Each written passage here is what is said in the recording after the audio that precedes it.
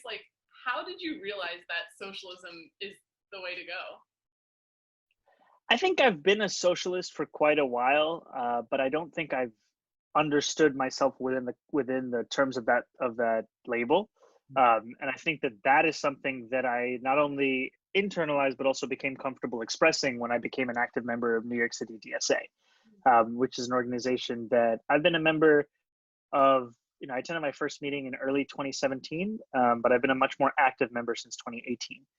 And I think, for me, a lot of times people try and scare you into never embracing the word. And I think that there's a lot of work that we have to do to change our branding.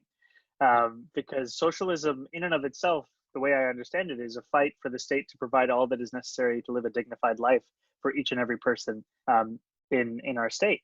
And that is something that when you explain it in that way, and when you talk about the way in which it is applied, when you're talking about typically housing, healthcare, education, but I would argue we must expand that beyond and talk about public transit and talk about internet and talk about childcare. People are receptive to that.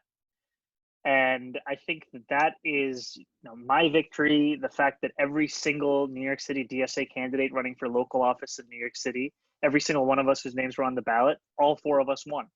Right? We're sending 3 socialists to the state assembly. We're sending 1 socialist to the state senate. We already have another socialist in the state senate. It's very exciting. And I think this is about the 100-year anniversary of 4 to 5 socialists being expelled from the New York State legislature because they were socialists. And now here we come, a little more color in the slate, and we're back.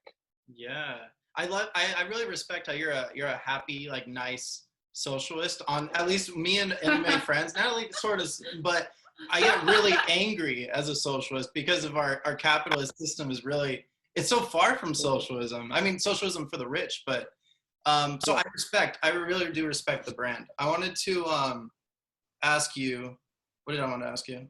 Oh, okay. So this is another one of your tweets.